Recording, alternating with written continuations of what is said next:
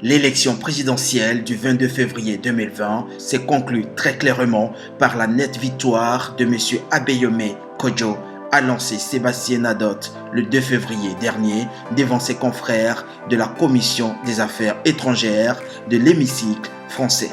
Le député de la Haute-Garonne a interpellé par la même occasion le chef de la diplomatie française, Jean-Yves Le Drian, et l'a invité à reconsidérer la position de la France sur la situation politique au Togo.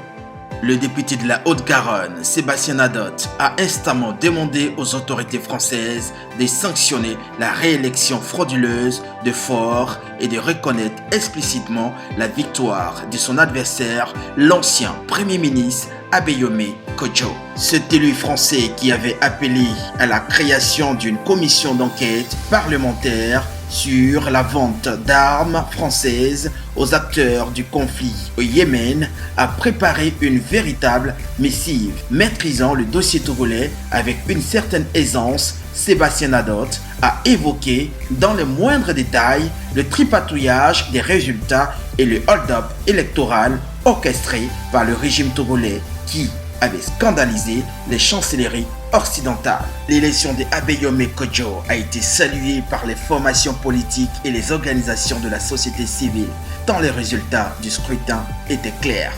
Pourtant, contre l'évidence des résultats donnés par la compilation des procès-verbaux des bureaux de vote, la Commission électorale nationale indépendante, CENI, qui n'a d'indépendance que le nom, a proclamé en 24 heures et sans la certification des représentants des candidats, c'est-à-dire une violation du code électoral, la réélection de M. Faure à plus de 70% des suffrages, explique-t-il. Celui-ci entame son 4e mandat dans un totalitarisme pire que celui de son père, qui a tenu les rênes du Togo pendant 38 ans. La famille Nyasengbe règne sur le Togo depuis plus d'un demi-siècle. Point de démocratie sans alternance. Le Togo n'est pas une démocratie. 4e mandat, le chef de l'État sortant obtient la majorité absolue et l'emporte dès le premier tour.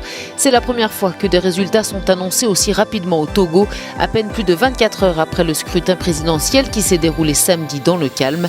À noter le taux de participation, près de 77%, c'est bien plus qu'en 2015. Avec près de 73% des voix, Faure Gnassingbé remporte ce scrutin très loin devant le candidat de l'opposition Abeyome Kodjo. Ce dernier dénonce des fraudes, il revendique aussi la victoire et en appelle à la CENI, la Commission électorale nationale indépendante. Si la CENI corrige les irrégularités que nous dénonçons, il n'y a pas de raison, nous passons premier tour. Le soir même du scrutin, révèle-t-il les domiciles de M. Abeyome Kodjo et de Monseigneur Philippe Fanako, archevêque métropolitain émérite de Lomé et défenseur de la démocratie, ont été encerclés par les forces de sécurité du régime. Plusieurs fois emprisonné arbitrairement, M.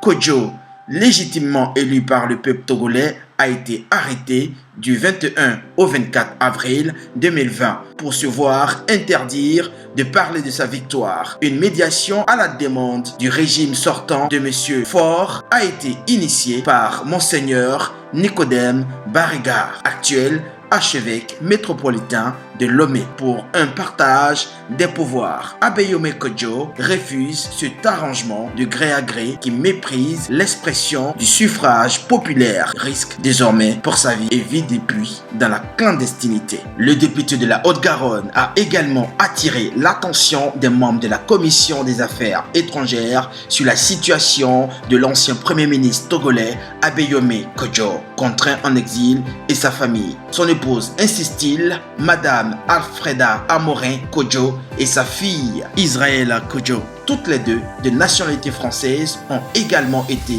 plusieurs fois prises à partie par les forces du régime, sans bénéficier de la protection du consulat français. Il lui demande quelles sont les actions que la France compte urgemment mener afin d'assurer la sûreté de M. Kodjo et sa famille de nationalité française et d'accompagner les combats du peuple togolais pour la démocratie dans un pays où les droits de l'homme sont sans cesse bafoués.